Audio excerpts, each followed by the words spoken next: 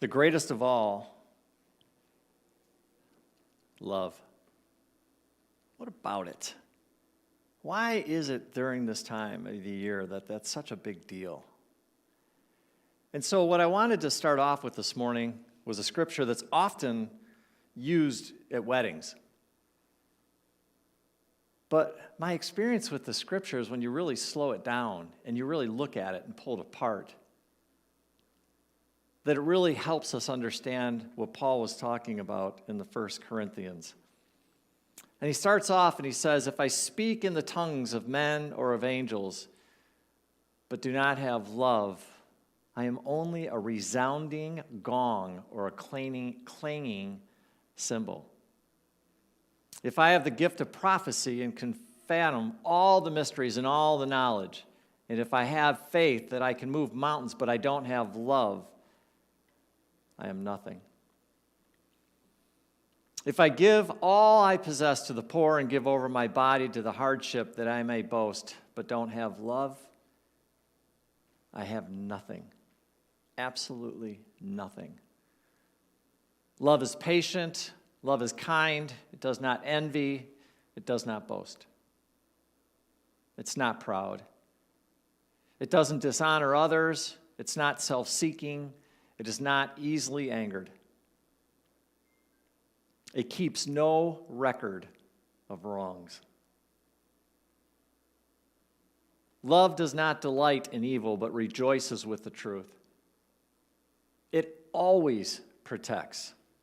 It always trusts. It always hopes, and it always perseveres. It never fails. Ever. Love never fails. But when there are prophecies, they will cease. Where there are tongues, they will be stilled. Where there is knowledge, it will pass away. For we know in part, we prophesize in part. But when completeness comes, what is in part disappears. When I was a child, I talked like a child. I thought like a child. I reasoned like a child.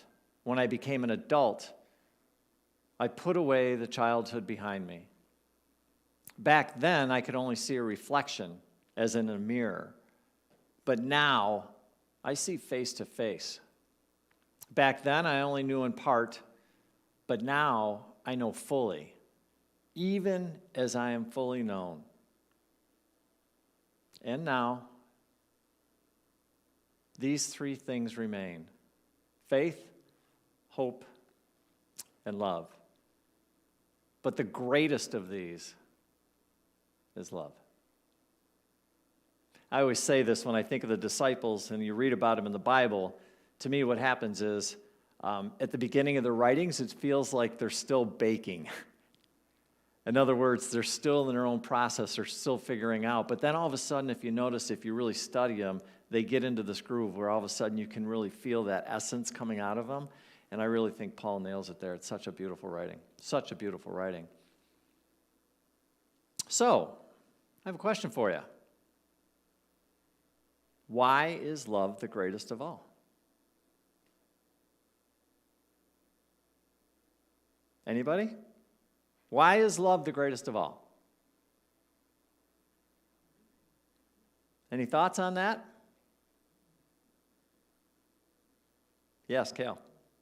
Faith and hope are personal, and love is interpersonal. Faith and love is personal. Faith and hope is personal, and love is interpersonal. Love it. Thank you. Very cool. Charles. Love heals all things. Love heals all things. Beautiful. Anybody else? Thoughts? Comments? Yeah, I would say all of those things. And I'm going to share some thoughts I have about it, and very similar to yours, to your own thoughts and ideas. But in my experience, what I've noticed with love when it comes down to it is that it can transmute pain and suffering.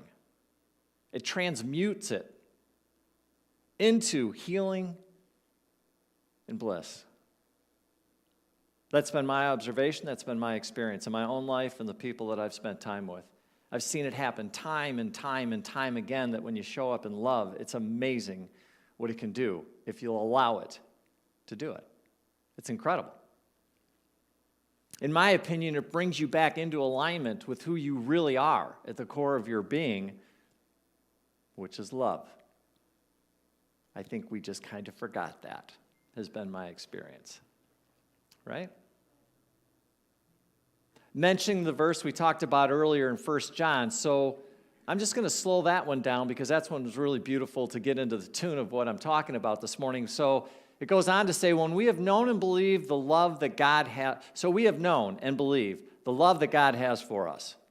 And then it says, God is love, and those who abide in love abide in God, and God abides in them. And you're like, okay, I kind of get this, abide in God and love, and I'm in love, and got this big whole pot thing going on here. What's going on in there?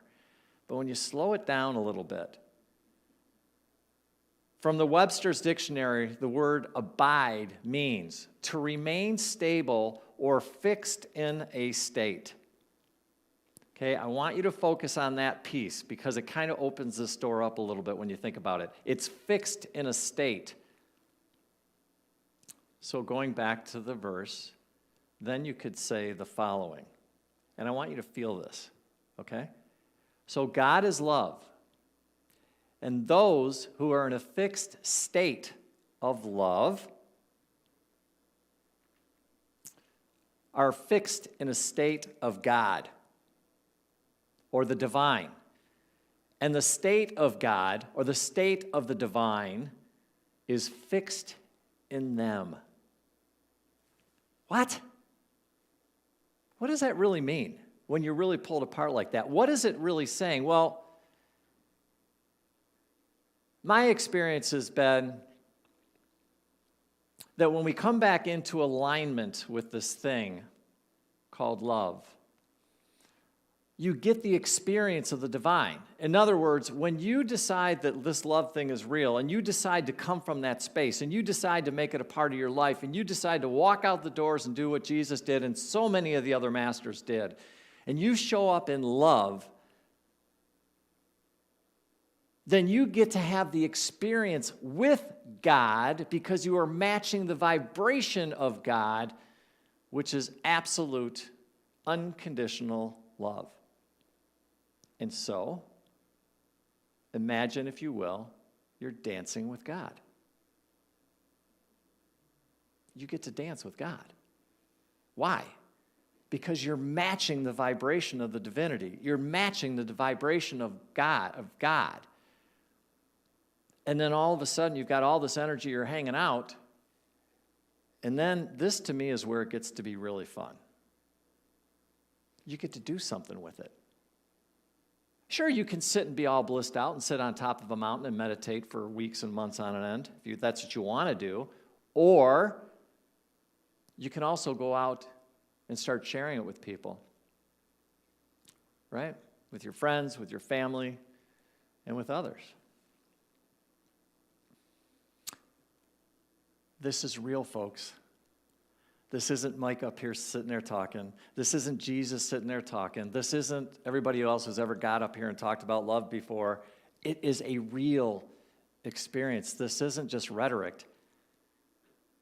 This thing called love, in case you're not aware of it, it can create miracles. It can change lives. It can heal both individual and collective consciousnesses.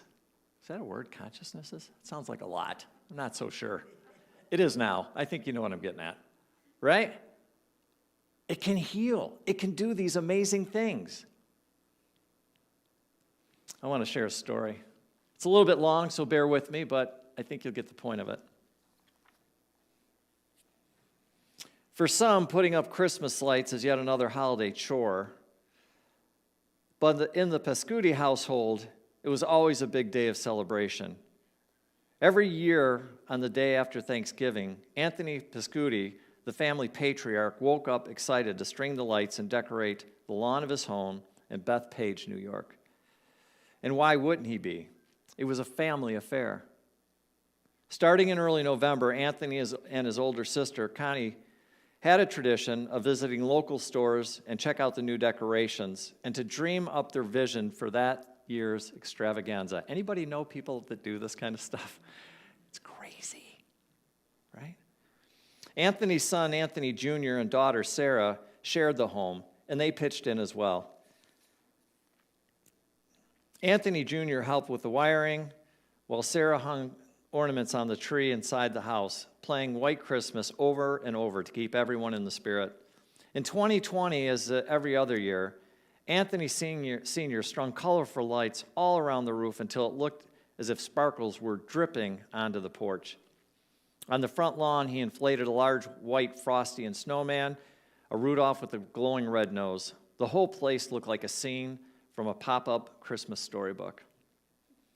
Anthony Sr. 60 had outdone himself, as if the brightness of the lights could counter some of the darkness of the past year with COVID-19. It was just such a rough year that he tried his best to make it extra special, Sarah says. When her 18-month-old son, Robbie, saw the finished display, he ran around the yard, pointing and giggling. On Christmas Eve, the whole house twinkled with lights and gifts were piled underneath the tree. Everyone was looking forward to the platters of crispy fried calamari and overly stuffed clams, a typical Italian feast. I'm getting hungry just reading this. But most of all, they looked forward to enjoying another Christmas together as a family. And then Connie got a call. Someone she had worked with had tested positive for COVID-19. Though Connie didn't have any symptoms, she decided to get tested right away. Her rapid test came back positive. Anthony Sr., Anthony Jr., and Sarah decided they could all get tested too. When the results came back, they all learned they also had COVID-19. Sadly, everyone agreed their Christmas celebration would have to be canceled. At first, everyone's symptoms seemed manageable, but right after the new year on January 4th, Anthony Sr. started having trouble breathing. Anthony Jr. took him to the hospital where he was admitted.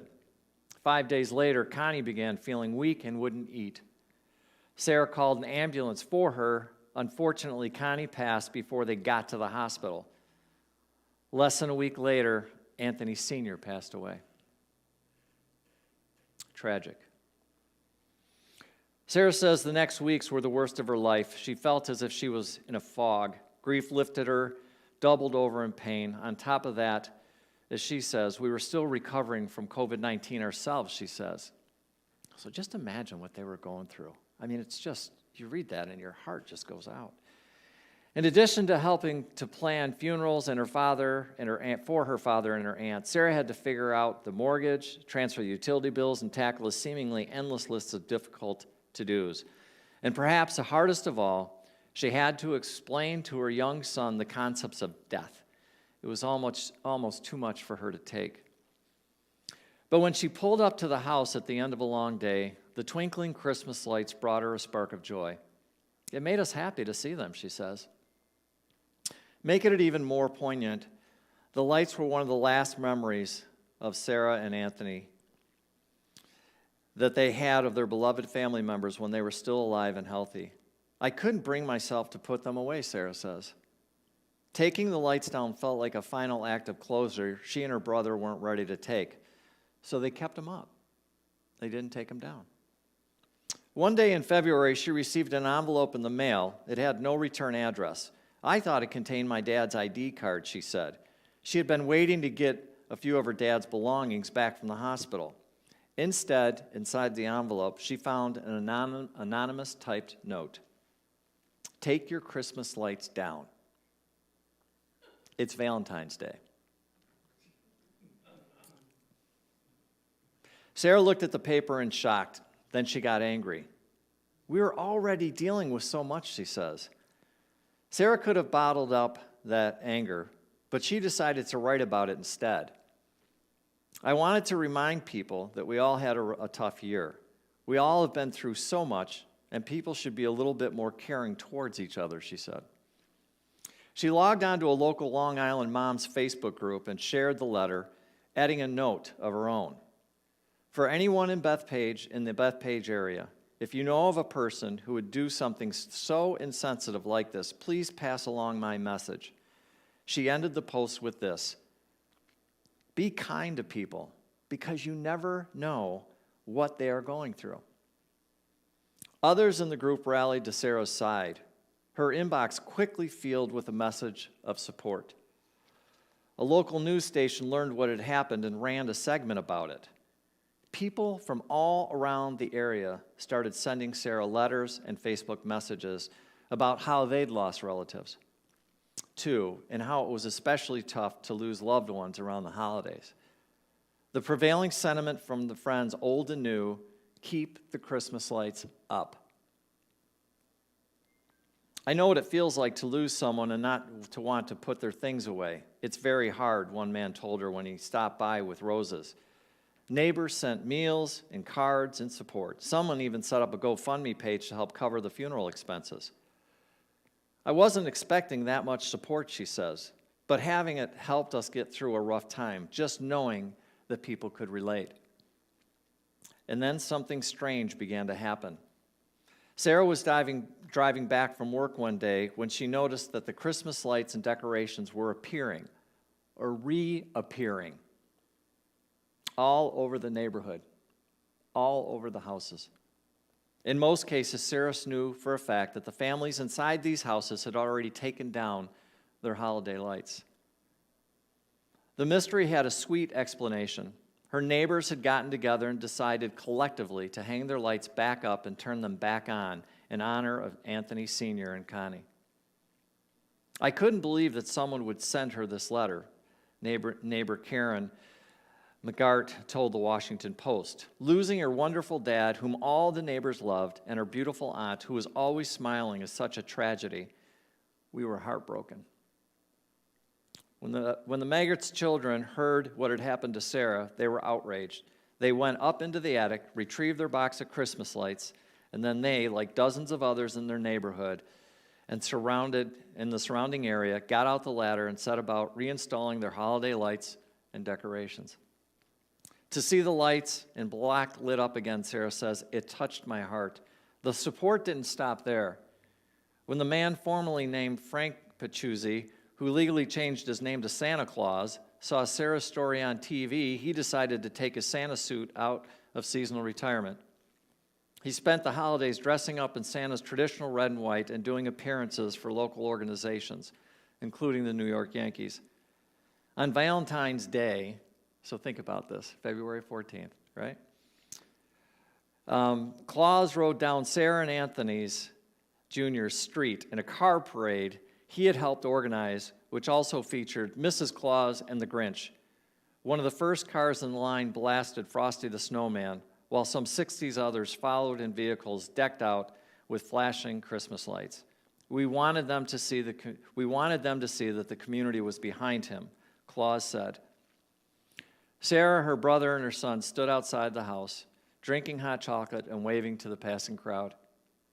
The icing on the cake. It had snowed the night before, so the lawns were covered with a dusting of white powder.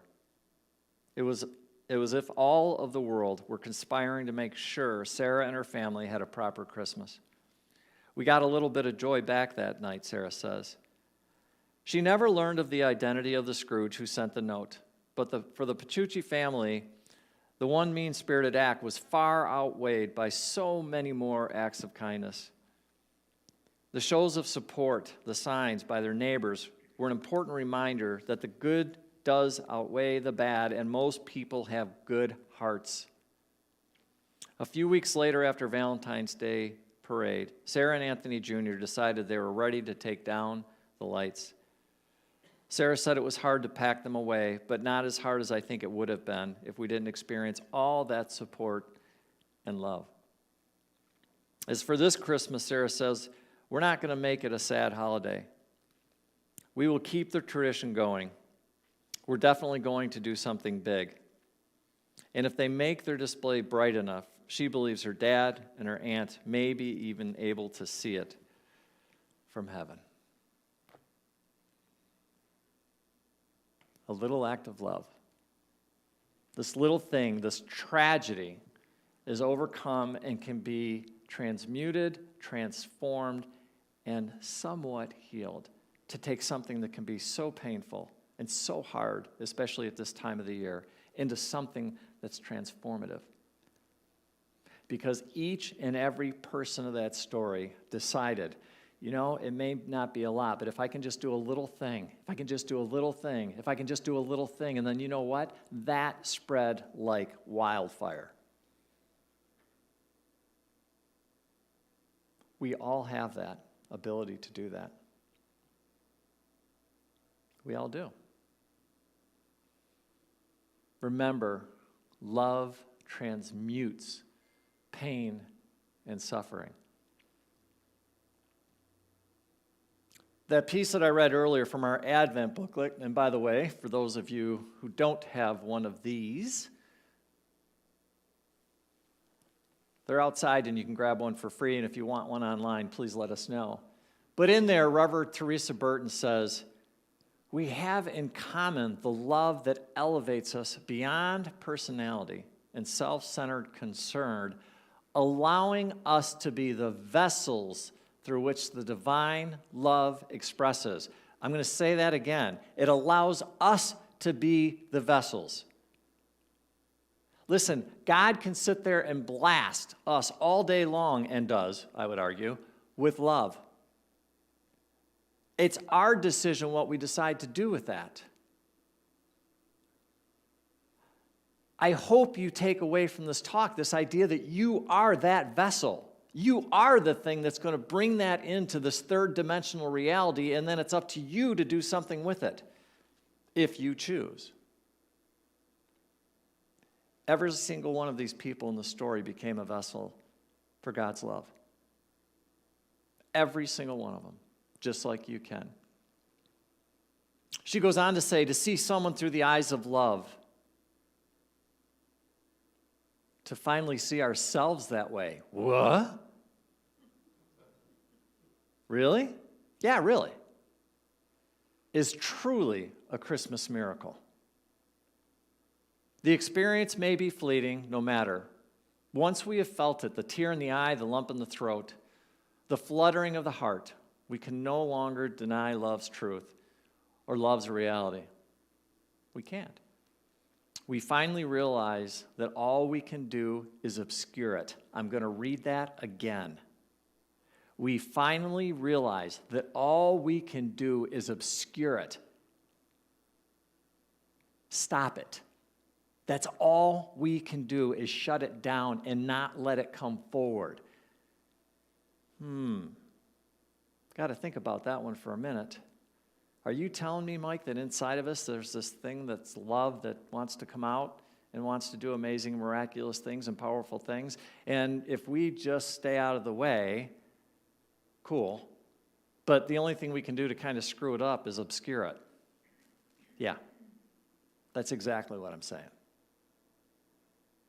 Because of who and what you are, which is the divine.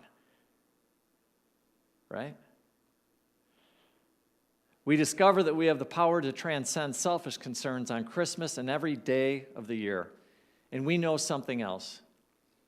When we finally grow weary of making life so hard, of doing battle within and without, we have a way out and we have a way up. And what is that way out and way up? We can choose love. We can choose love. I think my favorite part of that little clip is when the little boy starts painting that wall, and then the girl comes up and joins him, and then that one lady's walking, and she looks down the alley, and you can see, and she sees what they're doing, and all of a sudden, not only does she turn, but then an entire army behind her joins. It's kind of like the story that I read earlier, how every single person, once that little spark started, how all of a sudden an entire army, her entire neighborhood showed up. Folks, that's how love works. It doesn't take much. That much. A little bit. Just to make that decision. You know what? I'm going to show up in love this time. I'm going to make the decision to show up in love. That's what I'm going to do this time. But when I really sat there and thought about it, I thought to myself, you know what, though? It's really, really important, because in order for love to work, it really needs a couple of things. And this is where you're going to get tested this morning. Didn't know I was going to test you, did you? So anyone guess what those few things might be needed in order for love to work? Any thoughts? What's that? Action. I love it. Thank you, Dan. Action? Mm-hmm. Any other thoughts?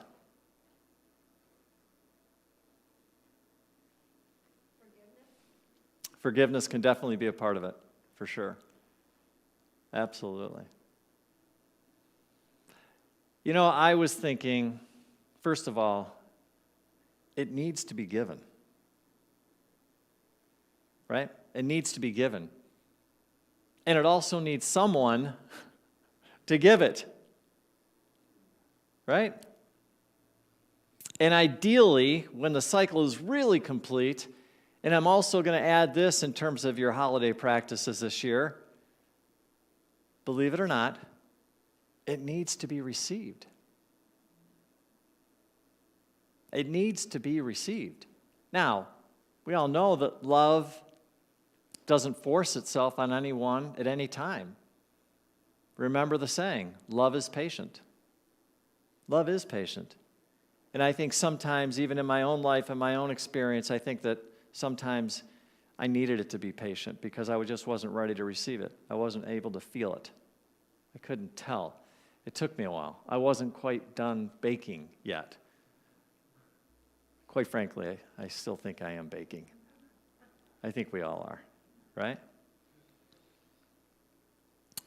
So, I'm going to challenge you a little bit this Christmas season. I'm going to challenge you to not get lost in the holiday with all the comings and the goings, with the presents and the going here and going to the Christmas party and all the craziness that you can fall into if you're not careful. And I'm asking you to not forget the reason for the season. I'm obviously talking about Jesus, but in my opinion, even more important is what he showed us. Love. When you boil it down, that's what Jesus really taught us, was love. And that is the greatest gift because it's the ultimate expression of the divine. And all he did was walk around, connected to his divinity, and showed us all what it was like, what you could possibly do when you're fully in alignment with your divinity and walk the face of this earth. All because the power of love. It's the reason why I love Christmas so much. It is literally one of my favorite times of year.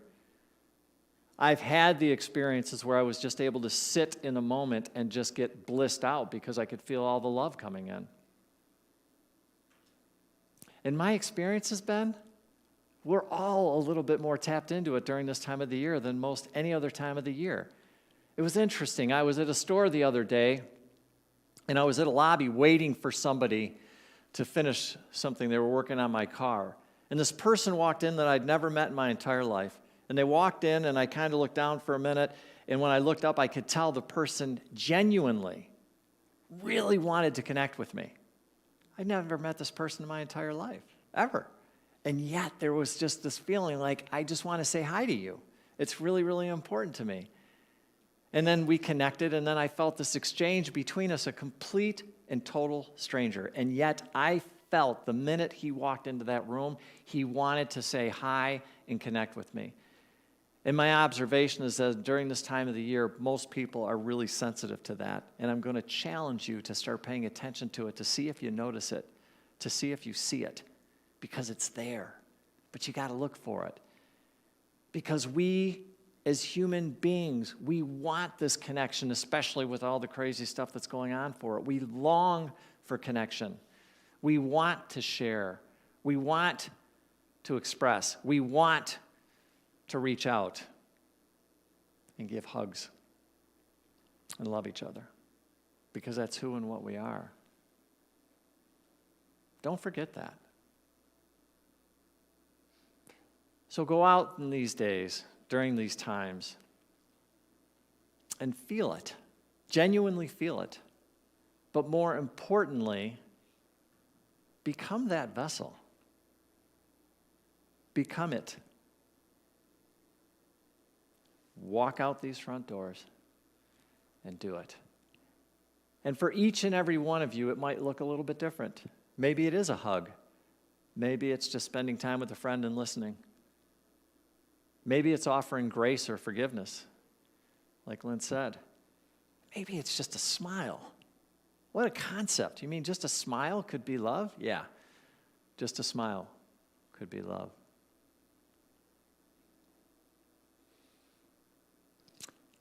Here's a question for you that I'm going to leave you with. How will you let divine love express through you this Christmas season? That's the challenge. Think of one or two ways that you feel would be good for you, that's in your wheelhouse. I'm not asking you to be crazy with this stuff, but something simple that can be done so easily, regardless of what it is. How can you let that divine expression, that love, express through you this Christmas season? Each and every one of you has this thing inside of you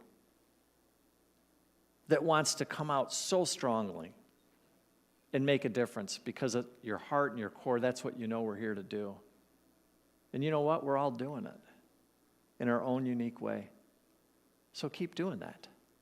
But pay attention during this time of year to really start living that and getting out there and doing it. I keep saying this. I say it every time I get up here. I'm one of the luckiest guys on earth. I get to stand up here and share this, and I get to look at you and all of your beautiful expression.